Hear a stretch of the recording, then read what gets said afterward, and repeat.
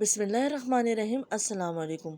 आज मैं आपके साथ इमली की खट्टी मीठी चटनी की एक और रेसिपी शेयर करने जा रही हूँ, क्योंकि हम ये चटनियाँ रोज़ाना चाट, दही बड़े, छोले वगैरह में इस्तेमाल करते हैं। तो एक और रेसिपी इसलिए मैं आपके साथ शेयर कर रही हूँ। इसको ज़रूर ट्राई कीजिए, बना के स्टोर कर लीजिए ताकि आप पूरा महीना आराम से इसको इस्तेमाल कर सकें।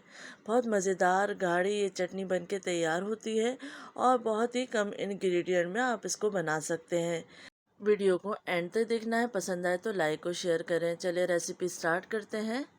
सबसे पहले मैंने यहाँ पे ले ली है 1 पाव इमली, जिसको मैंने 2 से 3 घंटे के लिए भिगो दिया था ताकि ये अच्छे से सॉफ्ट हो जाए।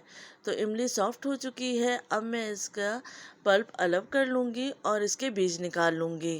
तो इमली का पल्प निकाल लिया है और इसके बीज अलग कर लिए हैं। इमली के बीज को अच्छे से और क्लीन करने के लिए यहाँ पे छन्नी ले ली है, उसमें वापस से इमली के बीज डाल दिए हैं जो कि हमने अलग किए थे, और थोड़ा सा पानी डालकर हम इसको अच्छे से दोबारा से मैश कर लेंगे ताकि अगर कहीं कोई पल्प वगैरह रह गया है तो वो अच्छे से निकल जाए और इमली की गुठलियाँ अच्छे से साफ़ हो जाए। तो यहाँ पे थोड़े से पानी के साथ मैंने इसको क्लीन कर लिया था। तो ये इमली का पल्प हमने अच्छे से निकाल लिया है। अब हम इसको पकाएंगे चूल्हे पे। तो एक पैन ले लिया है और उसमें मैंने इमली का गूदा डाल दिया है और फ्लेम को ऑन कर दिया है। अब हम इसको जोश आने देंगे। साथ ही इसमें डाल देते हैं नमक 1/2 टी स्पून, पिसी हुई लाल मिर्च 1/2 टी स्पून, कुटी हुई लाल मिर्च 1/2 टी स्पून और भुना पिसा ज़ीरा 1/2 टी स्पून। तो ये तमाम चीज़ें डाल के इसको अच्छे से मिक्स कर लेंगे। अब हम इसमें डाल देते हैं 2 कप पानी, क्योंकि अभी हमें इमली को पकाना है, तो इसे हम 2 कप पानी ऐड कर देंगे। इसमें हम डालेंगे मीठा करने के लिए गुड़। तो यहाँ पे 2 डली मैंने गुड़ की ली थी, उसको मैंने अच्छे से कुचल लिया था। तो ये गुड़ मैंने ऐड कर दिया है। अब इसको हम मीडियम फ्लेम पर पकाएंगे। इतना पकाना है कि पक पक के गाढ़ी हो जाए। तो पहले इसको हम जोश दे लेंगे। जोश आना शुरू हो चुका है। अब हम फ्लेम को मीडियम लो कर लेंगे और हल्की आंच पे इसको पकाएंगे।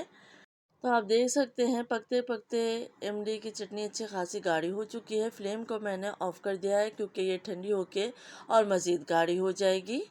दिखने में ये आपको थोड़ी रनिंग फॉर्म में लग रही है, लेकिन ये ठंडी होने के बाद और मज़ीद गाढ़ी हो जाएगी, इसलिए मैंने फ्लेम को ऑफ़ कर दिया है।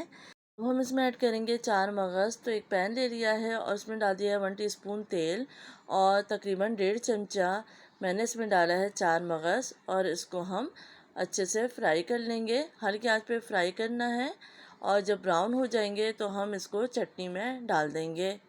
तो यहाँ ब्राउन हो चुके हैं। अब मैं इसको चटनी में डाल रही हूँ। चटनी का फ्लेम मैंने पहले ही ऑफ़ कर दिया था।